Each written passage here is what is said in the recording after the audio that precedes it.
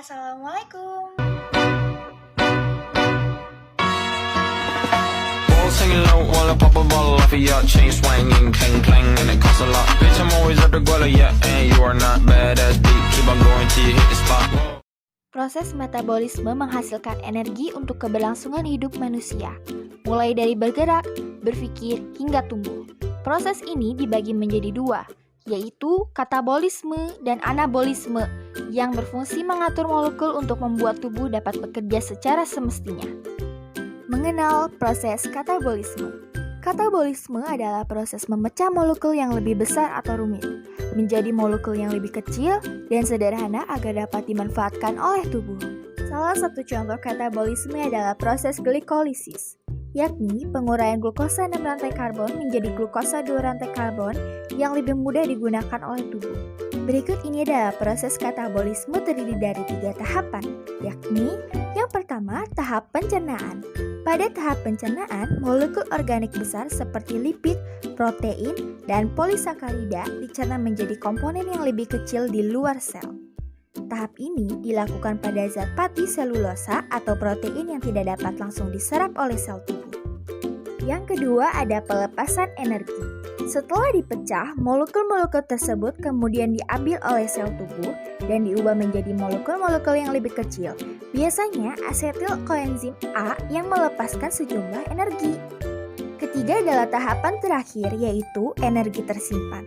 Energi yang dilepaskan kemudian disimpan dengan mereduksi koenzim nikotinamida adenin dinukleotida menjadi NADH. Selanjutnya mengenal proses anabolisme. Anabolisme adalah proses kebalikan dari katabolisme, di mana molekul kecil dan sederhana dibangun menjadi molekul yang lebih besar dan lebih kompleks. Salah satu contoh anabolisme adalah proses gluconeogenesis, yang proses pembentukan glukosa oleh hati dan ginjal dari sumber non-karbohidrat. Fungsi anabolisme berkaitan dengan membangun jaringan tubuh dan melakukan penyimpanan energi.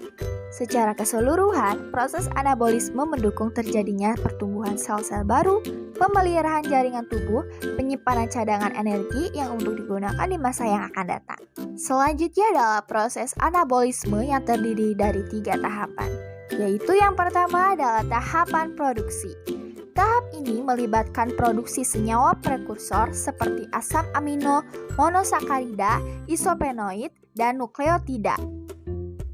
Yang kedua adalah aktivasi. Berbagai senyawa prekursor tersebut kemudian diaktifkan menjadi bentuk reaktif dengan menggunakan energi dari adenosin trifosfat atau ATP. Selanjutnya, tahapan yang terakhir, pembangunan molekul kompleks. Pada proses ini, berbagai senyawa prekursor dibangun menjadi molekul-molekul kompleks seperti protein, polisakarida, lipid, dan asam nukleat. Selanjutnya adalah beberapa perbedaan dari katabolisme dan anabolisme. Yang pertama adalah pada proses anabolisme, hormon yang berperan adalah hormon estrogen, insulin, hormon pertumbuhan, dan testosteron.